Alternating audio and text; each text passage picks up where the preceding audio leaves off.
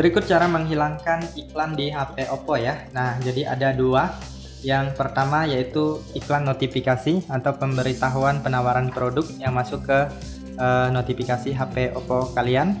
Kemudian ada iklan virus, yaitu iklan yang tiba-tiba muncul berupa video dan lainnya ya. Padahal kita nggak membuka apapun, misalnya seperti ini, nggak mengakses apapun ya, tiba-tiba muncul video ya. Nah, itu adalah iklan virus. Nah, jadi yang pertama kita masuk dulu untuk cara menghilangkan iklan notifikasi. Biasanya itu cukup mengganggu ya, karena masuknya setiap hari biasanya banyak sekali. Nah, misalnya dari browser ya, nah internet seperti ini. Nah, kita klik dan tahan, lalu klik info aplikasi. Lalu ini kelola notifikasinya, apabila masih aktif seperti ini, kalian matikan ya, nanti tidak akan bisa lagi mengirimkan notifikasi ya. Nah, jadi seperti itu, tinggal dimatikan aja. Kemudian kalian cari aplikasi lainnya, kalian bisa lihat apabila masuk di sini ya. Nah, kalian lihat dari aplikasi apa, misalnya dari Google Chrome, kalian tinggal klik dan tahan, lalu pilih info aplikasi, kemudian pilih kelola notifikasi, lalu di sini, nah aktif seperti ini kalian blokir, kalian matikan aja ya. Nah, jadi kalian bisa gunakan cara ini di aplikasi-aplikasi yang kalian rasa sering mengirimkan notifikasi yang mengganggu ya. Kemudian aplikasi virus itu biasanya datang dari aplikasi yang kalian install di luar Play Store ataupun Oppo Store ya. Nah, jadi aplikasi-aplikasi yang ilegal atau tidak resmi ya, itu biasanya ada virusnya, dan risikonya adalah bisa menginstal aplikasi lainnya yang mengirimkan iklan di HP Oppo kita. Nah, jadi untuk mengatasinya kalian masuk ke pengaturan, kemudian kalian pilih di bagian aplikasi, lalu pilih manajemen aplikasi. Nah, jadi di sini kalian silahkan cari aplikasi yang terindikasi virus ya, atau adalah aplikasi virus. Jadi kalian harus menghapus aplikasi tersebut agar tidak bisa mengirimkan iklan lagi ya. Nah, jadi biasanya ciri-ciri aplikasinya dia putih aja di sini, dia nggak ada nama, kemudian bisa diklik. Nah, bisa diklik, dia akan muncul seperti ini. Nanti ada opsi di sini hapus ataupun uninstall ataupun bongkar ya.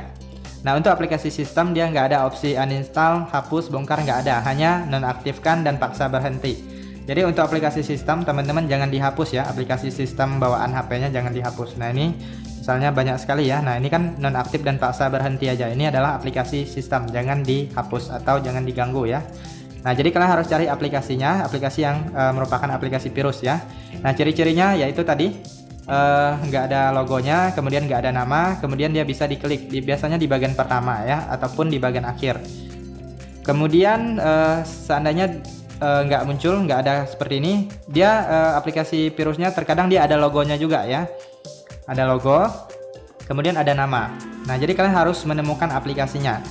Nah, jadi kalau sudah ketemu, nanti kalian klik pada aplikasinya. Saya contohkan misalnya ini ya, kita anggap ini aplikasi virus. Nah, ini ada opsi uninstall ya, kalian tinggal klik uninstall lalu klik OK. Jadi kalian hapus atau uninstall aplikasinya.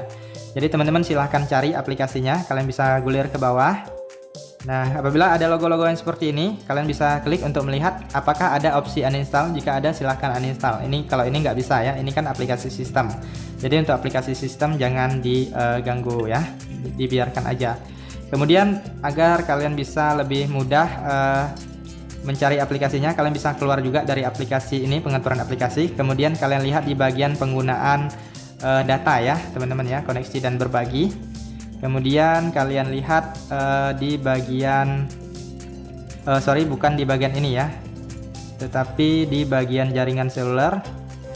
Nah, ini di bagian penggunaan data. Nah, jika kalian menggunakan data seluler, kalian bisa lihat aplikasi apa yang banyak menggunakan data seluler ya. Kemudian di bagian baterai ya teman-teman ya, biasanya aplikasi virus itu banyak memakan baterai. Jadi kalian lihat di bagian detail penggunaan baterai.